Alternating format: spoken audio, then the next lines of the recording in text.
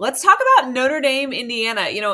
Both Indiana has to be, can't believe they made the first playoff of 12, are, shocked to be there, and then they don't even get to leave the state. Yeah, which maybe is a good thing, right? Like you think about, I mean, we'll talk about SMU Penn State, but the team having to go from Dallas to freaking the middle of the frozen tundra, like at Right. least Notre Dame doesn't have a weather advantage, maybe like True. slight. And I think Indiana fans will travel really well. Like I think they'll be well supported there too. So I Yeah. think that helps out a little bit, honestly, like having something really close. Like if this game was in, let's say, let's say Penn State loses in like somehow Oregon, like they have to go to Oregon or something dumb like that. Or Penn State would have won. Sorry.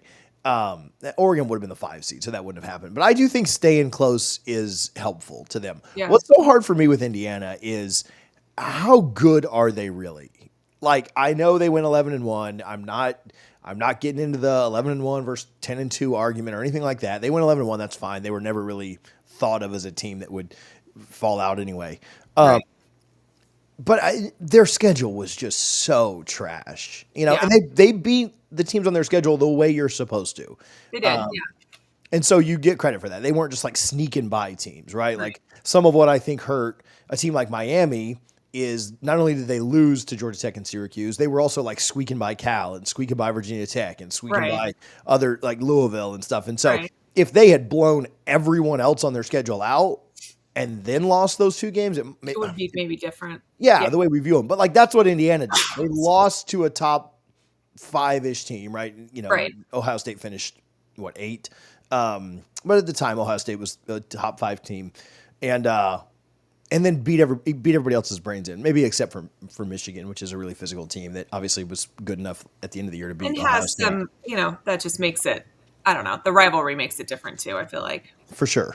Their quarterback, Curtis Rourke, has had a really good year. And he'll have to be good in this game. I think Notre Dame's defense, we'll talk about this in a second, but I think Notre Dame's defense is probably the key here.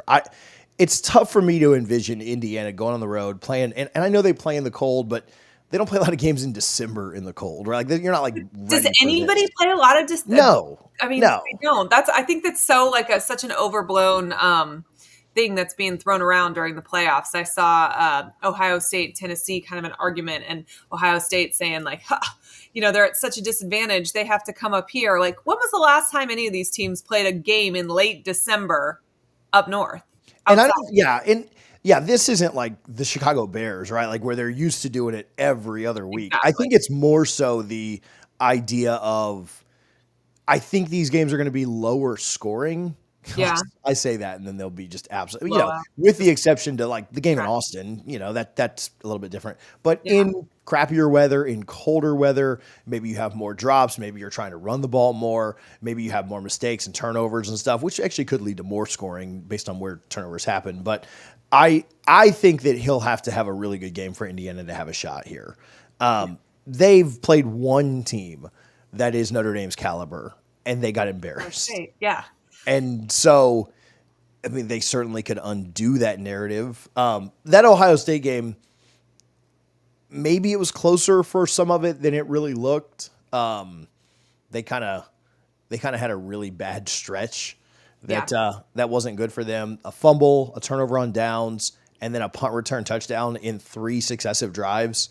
It was 7-7 before that, and then 14 points. Well, and I think sometimes mistakes kind of beget mistakes, Sure. right? Though, and you just get into this rut, and then things can't go right anymore for you. But yeah, I mean and I want to say something about Indiana's schedule for a second, and I think part of that is they don't get to pick how the other teams in their conferences are, and they don't get to pick how the schedule is set up. And I think the Big Ten is one of the ones that does maybe the worst job of getting equitable conference scheduling, right? Like I understand when we book an out of conference team 5 years ahead of time, they could look totally different by the time that matchup plays out or whatever.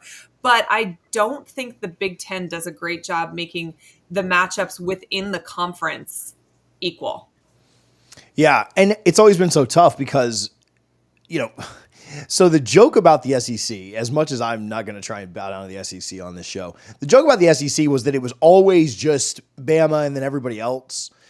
the Big Ten truly always was just Michigan, or I'm sorry, was just Ohio State. And then, like for the last 10 years, it's Hmm. literally just been Michigan or I'm sorry, Ohio State and just everybody else. Yeah. Michigan obviously winning it last year, but there's never been like who's the third best team there, right? Michigan State on any given year.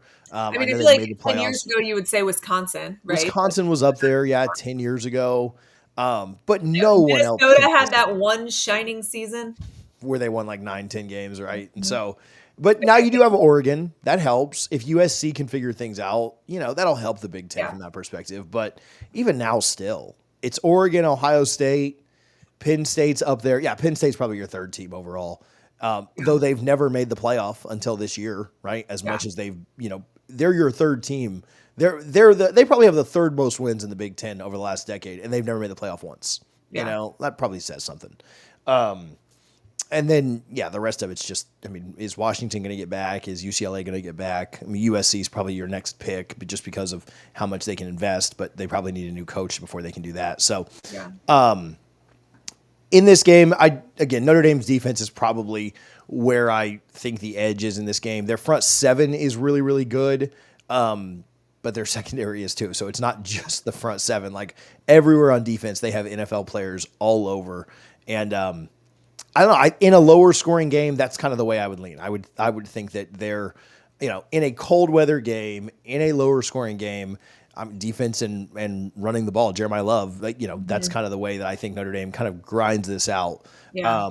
But nothing's a certainty with Notre Dame in big games. No, no, that is certainly not. And I mean, I don't know. Marcus Freeman hasn't been there long enough for him to have to wear the crown of shame that goes with some of these Notre Dame losses that we have seen over, the years. But yeah, I mean, I think the rap on Notre Dame is they get in maybe a little bit easier than everybody else, and then they get, dog walked. Yeah, and their schedule. I was talking with somebody this week about it. If I'd have told you that Notre Dame goes 4-0 in November, you'd have looked at that and said, like, oh man, they're a legitimate playoff, and they are a legitimate playoff team. Right? Yeah. Like, I understand they lost a bad game early, but that they played much better late. Yeah. Their games in November, like preseason, just looking at them, were Florida State, Army, who everybody thought would be good, and Army was good this year, and chuffed to play a Service Academy, and USC.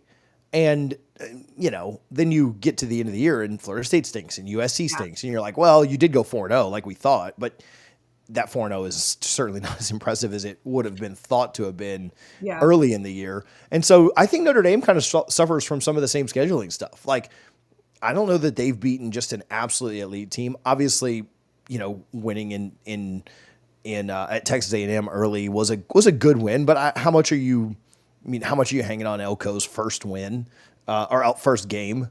And Right. so we'll see. Riley So Leonard, I don't know. Watching that game, and I guess maybe part of that is I had just watched us get murdered. But watching that game, I thought like these are two really, really good football teams. And I mean, I still think that they're two really, really good football teams. But I mean, I don't know.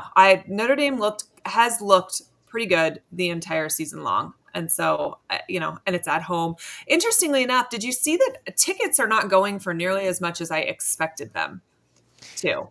do you think people are every game in this early window is a touchdown or more spread, Yeah. right? And do you think people are just it's expensive, Oh, right? Like, I mean, obviously tickets are cheaper, but like it's the going to trip these, itself. It's, yeah, not a lot of people live in South Bend, or and Happy they're like Valley, or I mean, we're Austin's a all bigger over. Yeah, city, yeah. I right? mean, But like, would you, as much fun as it would be to go to these games? Don't get me mhm. wrong, and the weather, right? Like, it's So Christmas week. It's literally less than a week till Christmas. So common. would you not just save your money to go to a big city next week Well, if you think you're going to win? I don't think it's about a big city versus a not big city. I think Well, that just fans. cheaper to stay in a big city. Sorry, that was I my mean, I guess, but I hotels and think stuff. fans overall, if they got to pick, would pick going to a playoff game on a college campus versus in a big city. The problem is that they don't necessarily want to do more than one of those trips. And so I think you're more than likely to save your money for the deeper playoff run. I don't Do, know. I don't know that I think necessarily location, but I do think week before Christmas is incredibly difficult. If you are traveling with kids, they may still be in school. If you're not ready for the holiday, which all of us with young children are feeling that burn at this exact moment. If you're trying to juggle the cost of Christmas and the cost, I mean, I just feel like there's a lot of factors involved in that. And I mean, these had to be things that the powers that be took into consideration when they decided. And it's not like these games are going to be empty. They will be all, be sellouts. But I was looking, I saw a rundown of the prices of some of these tickets. And the Notre Dame game, I want to say the average ticket price was about $350, but that was the most expensive one. There were tickets going for $100 to most of these other games. Which is kind of interesting because, we're used to these national championship games where people are paying thousands of dollars. Yeah. You're right. It's all of those things. I mean, right now, if I gave you 2 tickets, would you go sit in 22-degree weather? I mean, yeah, because I'm a glutton for punishment, but not the week before Christmas. Right. The week before Christmas, terrible weather, wanting to go to games later, can't find a hotel room, like all those things together. Yeah. Whereas if your team plays in Atlanta next week, like hotel prices don't go up in Atlanta because there's a big game there, because Atlanta is so massive. The city's so big. Yeah. You just pay $150 for a hotel room and you're good to go. Right. As opposed to $800 in, Happy Valley or wherever. Right. So, Riley Leonard, back on Notre Dame for just a second, then we'll go to the next game. But Riley Leonard has played well enough. I don't think he's overachieved. I don't think he's underachieved. I think he's just kind of been what they thought he would be. Maybe even like slightly underachieved. I don't know if any Notre Dame fans catch this later and want to comment or chime in on that. But the one thing he hasn't done is he hasn't just had that like complete brain, like what are you doing type game, which I do think Notre Dame fans are kind of worried about. And I don't know that I think Indiana's defense could force that or not. I think they'll be more conservative. I think they'll run the ball a ton with Jeremiah Love, who's really, really good and one of the better running backs in the country. And I think they'll take a lot of that pressure off. But I'm interested to see how he plays. I like Rourke better than Leonard in this matchup. If you're just looking at quarterbacks, I probably like every other starter on Notre Dame more than I like Indiana's. No offense to them. So I don't know if Rourke is enough to overcome that, but I do like him more. So we'll see. Maybe Leonard makes me look like a fool and plays really well on Friday. Thank you guys so much for watching a peek inside the SEC. We did a live show on Wednesday night where we predicted not only this game, but all of the college football playoff round 1 games. You can click the video on the screen right now to see that in its entirety and see all of the predictions that we made. Thank you guys for tuning in. Make sure you're subscribed. We'll talk to you soon here on a peek inside SEC football.